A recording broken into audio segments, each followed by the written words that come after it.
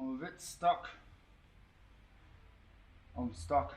I don't often get stuck, but I'm stuck. I'm going to work it out incrementally in stations because I've got to get this height consistent all the way along.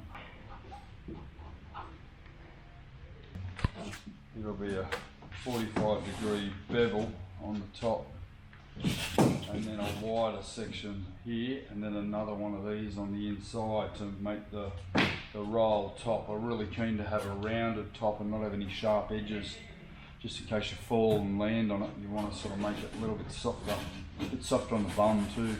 Yeah. With potentially some EVA foam strips on the top, or non-slip or something, just for comfort. But it's going to take a little bit of work to get this capping right.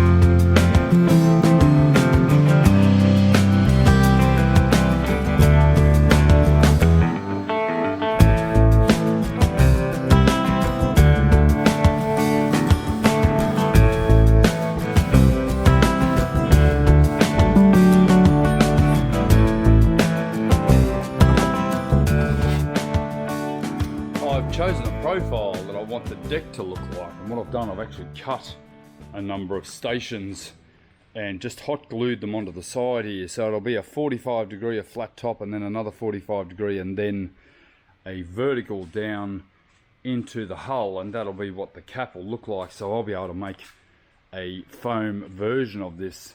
So the idea will be there'll be a narrow version like so, and then a flat top on the top, and then another narrow version on the other side. So in that way I've been able to form the shape, and I'll be able to glue that all together while it's sitting on here. Then I can laminate that and potentially, you know, lay that up in glass and then have it as a separate piece, and then ultimately we'll join it all together. But by doing this, it's given me the ability to be able to see the form of the boat. These stations are all dead equal, and it'll come to a point here up on the front here with a nice rolled edge on the front. Particularly on small tenders, you are inclined to fall and bang your knee and things like that. We don't want any sharp edges on it. It needs to all be radiused. The only sharp edge we really want is this chine down in here on the side here.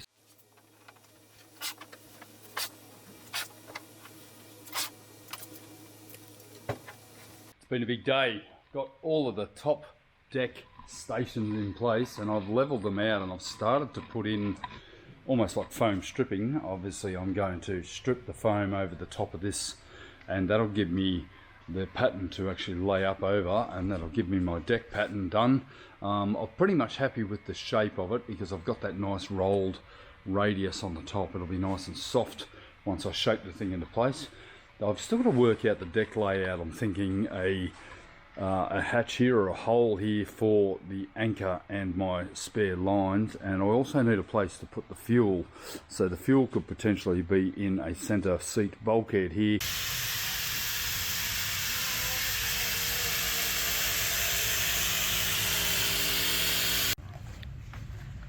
Righto, yeah, you got a job to do, haven't you? Janet was getting a little bit too relaxed, so I found a couple of jobs for her. She's got to make these cushions, and I'm going to take it easy. I got that permanently now. There you go. Awesome. Oh, that's well, I mean, actually, Doing a great job, mate. Well, you're still standing here, aren't you? So that's a good thing. The wadding. You're doing top and bottom? Some people do. Some people just go like on the edge and across the other, not on the underside. Oh, okay. But I mean, if you're ever going to flip the cushions, then you want to. Look at that. I want one of them.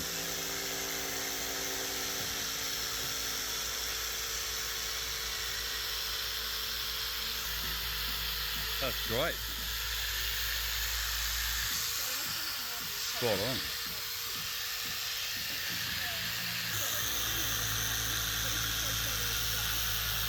amazing.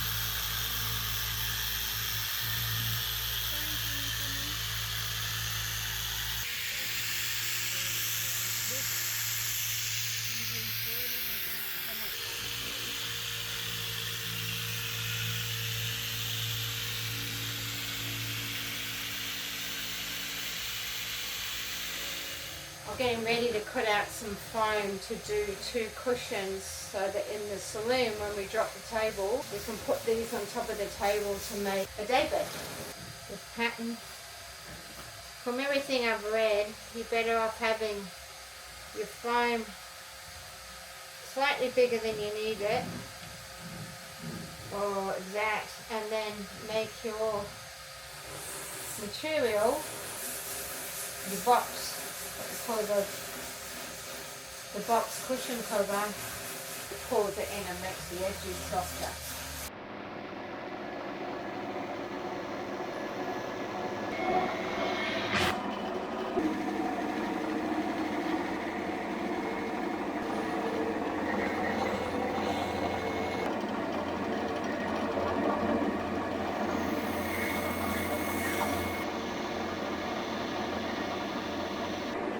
Great.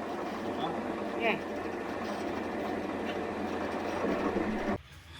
And I'm just going to take a bit of a walk up into the sweatshop, literally the sweatshop, because it's pretty hot up here. It's about 30 degrees outside. It must be 35. Wow, it's pretty hot up here. Yeah, What's going on here? Really, really hot. Yep. Got the sewing machine out. Happy to see that. If Janet hadn't have got it out, I was going to get out. So we've got our saloon table here, or our saloon table cushions. They're going to form the basis of our overnight passage day bed, or overnight bed, I should call it. And we're up in the office over here. It's now been repurposed into a sewing shop.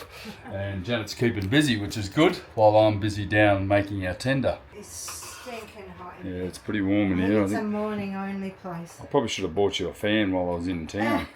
I thought about it, but I forgot. It's such a waste of money. It's not. For the amount It's not that hot, to be honest, and I've worked in hotter conditions than this. A lot hotter. So have I, but to keep my focus, it would be nice if it was a bit cooler. I've never been able to focus. That's been my problem. Alright, so nice big cushions here. We test fitted them yesterday on the boat, and they're going to have the same material as our saloon, which is superb. And then over here, even more exciting, we've got even more material and our cushions for the stern lounge and our cockpit lounge. So yeah, Got a bit of work to do.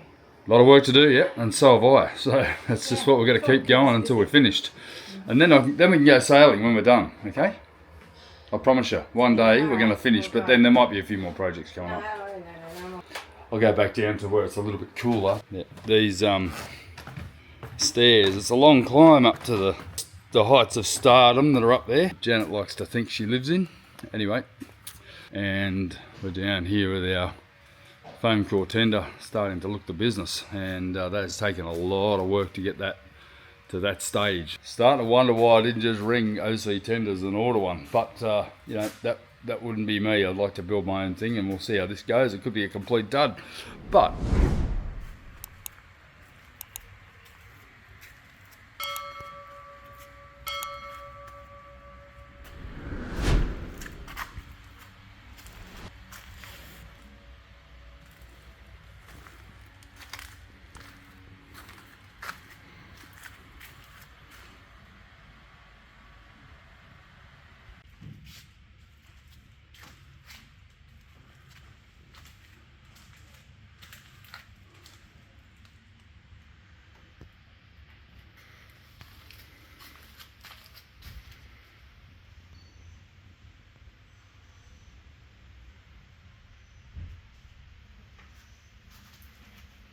you know, I won't even tell you if it's a complete dud because it's looking pretty good. I'm pretty happy with the whole design. I'm very happy with the deck design at this stage, and yeah, lots more to do yet. I have officially called a stop work meeting for the rest of the weekend. It was 38 degrees in the factory, and I just said, that's it. And Janet had been shopping for groceries. We've just arrived back with an absolute truckload of stuff. Bit of a challenge, wasn't it? It always is boatload, but today was a challenge because of that box. Yes, And we've got a big box. Table Well, and your filleting knife. I've decided I finally want to be a fisherman after 40 years of resistance, and we're just going to need to be a fisherman. And I haven't resisted, I just haven't had the time to go fishing. But groceries, stainless steel to do a bit of checking, multiple dry bags. But the most important thing, I bought Janet a washing machine. That was a very brave thing to say when you're next to the water. I'm running the gauntlet saying something like that. The only reason you're not in the water at this point in time is because you've got the camera in your hand and it's more precious than you. Yeah, the camera's worth more than I am after that comment. We've bought an NCE 3 kilo washer slash airer. It's not a dryer, I know they call it a dryer, but this is going to be installed in our forward head. It's the only place I have for it. I've made room for it. I actually deliberately left enough room for this to go in. But yeah, getting that down here on that with all of that other crap and water was an absolute shocker. It was like a truckload of stuff. That seems the way it is. We just seem to come down to the boat with so much stuff. We go up and we get rid of stuff and then we come back with more. I swear this thing is the TARDIS inside. And Janet's trying to get my stuff off and I keep bringing more back. Well, it's the stuff you're bringing back at the moment I'm okay with. Well, at least I bought you a washing machine to get the washing done. You know how to use a washing machine. Things were getting dire. Our house has been rented out pretty much solid for the last 6 weeks, so we're trying to squeeze in washers and not go to the laundromat while the house has been cleaned. But I was running out of undies.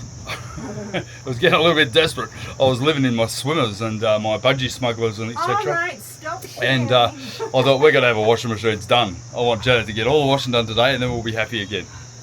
You are really done. That's Russ's, that's why he's opening it. He asked me if I wanted to open it. I said no, it's your washing machine.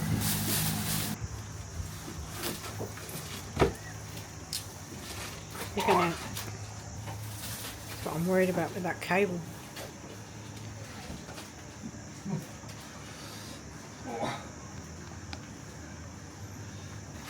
Oh shit, where's the cable? Oh my god, it's heavy. Your hand? I'm just going to check it for fit. I've got to pull it apart to install it. No. Goes through this door, over goes through the bathroom door.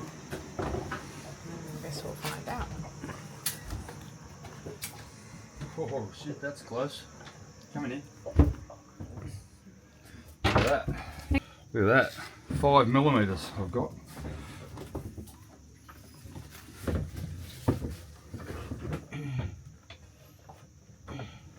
No, Russ can't get through.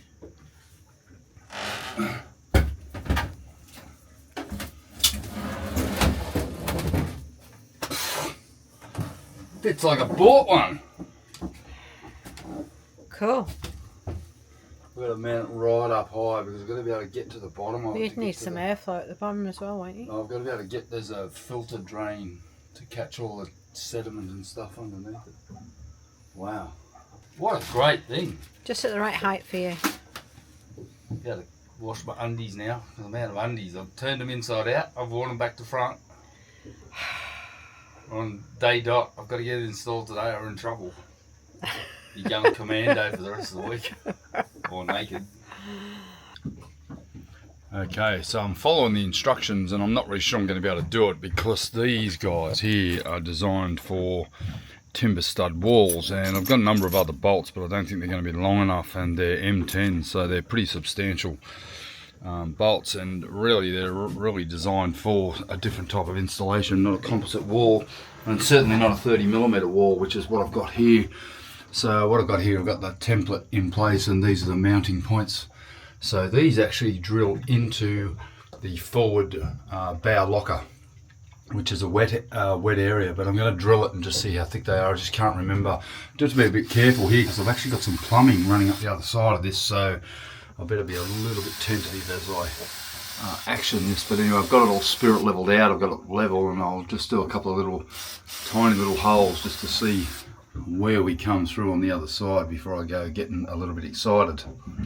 Well, Janet's having a bit of a kip on the other side. I thought I'd just tackle a job, which is install the washing machine, at least get it hanging on the wall. And why do I pick a 40-degree day to do it? It is ballistic in here. It feels like I'm in a hot box, and I've just been sweating like all hell. It is hot and it's windy too. The northwest is just evil. It's as hot as anything. But in the background here, I've made a mess. But what I've been able to do, I wasn't convinced I was going to be able to use them, but I found a washer that is going to be a perfect bracket for an expansion bolt here, and I've got the 4 bolts in place ready to mount the washing machine. So that's all you need to do, and then they have a rubber gasket. It goes on here, obviously to minimize vibration, like so, and then all I need to do really is clean up. Now, I've actually discovered a bit of a problem. There is a filter in the bottom of the washing machine that you need to periodically clean out to clean out any of the debris or lint or coin screws. And there's usually a lot of screws in my pockets whenever we wash. So because it's not going to have a lot of ground clearance, and what I mean by that is we have about 6 or 7 centimeters underneath. There's not enough room to get a screwdriver under, so I'm going to have to drill a hole saw hole here about this big, and another one here, just so that I can access the servicing of these items. Now this here is so I can get the water, and this one here is so that I can drain the filter. That's the filter, and then I also need access to this water and the solenoid. It's going to be a bit of a pain drilling into that shelf, but at least it will give me good access, because if I don't do it now, it's going to be an absolute stinker to do later on. I guarantee this is not going to be fun, because I've had no fun putting it in. It's blowing 40 knots, it's 40 degrees, and I'm just about ready for a swim. But I've had to hook all the plumbing and everything up here because I just can't get it through the door otherwise, so it's a little bit of a challenge when it hasn't got its cover on as well. So these here are air vents, so hopefully you don't hook up anything to them, like it says though. Anyway, let's get it fit in there as well.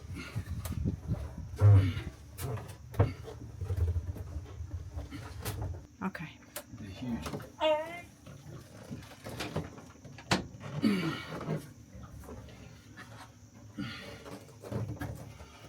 Jesus, I'm not having much room to work. Oh, just crush it. Oh no, so these guys are coming through right up here in the front hatch, which is a wet locker. So these were slightly out of alignment, but anyway, they're in now and they're not going to give, and I'll go and tighten them up. That's on. You just got to press the power button. Righto, got your new washing machine. That was a little bit harder than we thought. That was a bugger of a job. And I dropped a part down behind the toilet, so it wasn't great, was it? No. No, okay, let's give it a go. Just a quick wash.